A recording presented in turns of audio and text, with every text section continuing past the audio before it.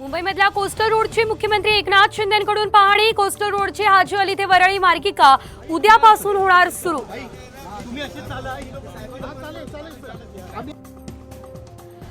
दिल्लीमधल्या नेत्यांकडून फडणवीसांचे पंख छाटण्याचा प्रयत्न। शरद पवार यांच्या राष्ट्रवादीचे खासदार अमोल कोल्हे यांची टीका। मुंबईमधल्या जुहूच्या तापस बारवर महापालिकेची कारवाई। वरळीमधल्या हिट अँड रन प्रकरणातल्या आरोपीने इथेच केलं होतं मद्यप्राशन।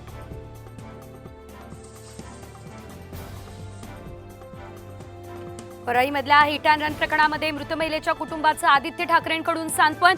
मिहीरच्या घरावर बुलडोझर चालवणार का, सरकारला संतप्त सवाल।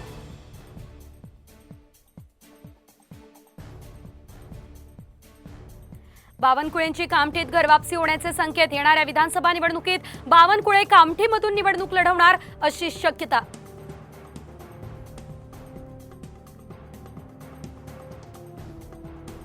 तेरा जुलैला छत्रपती संभाजीनगर शहरात शांतता रॅली निघणार। पोलीस प्रशासन सज्ज। रॅलीचं काटेकोरपणे नियोजन करण्याच्या पोलिसांच्या सूचना।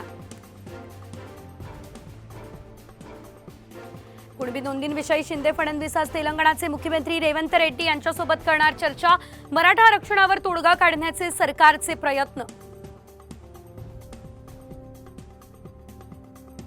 लाडकी बहीण योजनेचा महाविकास आघाडीकडून गैरफायदा घेण्याचा प्रकार सुरू। आपली माणसं सोडणं, चुकीचे अर्ज भरणं म्हणत अमोल मिटकरी यांचा महाविकास आघाडीवर गंभीर आरोप। ठाण्यात स्वाईन फ्लूचे 70 रुग्ण। कळवा रुग्णालयात स्वाईन फ्लूच्या रुग्णांसाठी स्वतंत्र आयसोलेशन वॉर्ड तयार।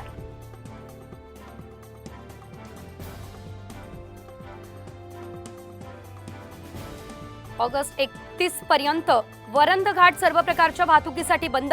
रायगड जिल्हाधिकाऱ्यांनी जारी केली अधिसूचना।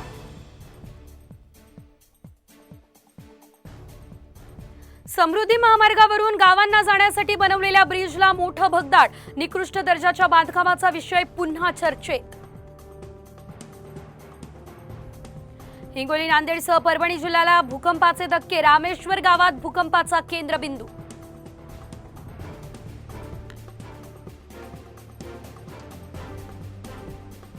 नाशिकमध्ये रामकुंड या परिसरात जुन्या वाड्याची भिंत कोसळली।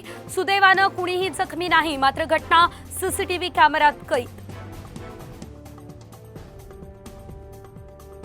नंदुरबारमधील थंड हवेचं ठिकाण असलेल्या तोरणमाळमध्ये दाट धुक्याची चादर। तोरणमाळचा पारा 20 अंशांपेक्षा खाली।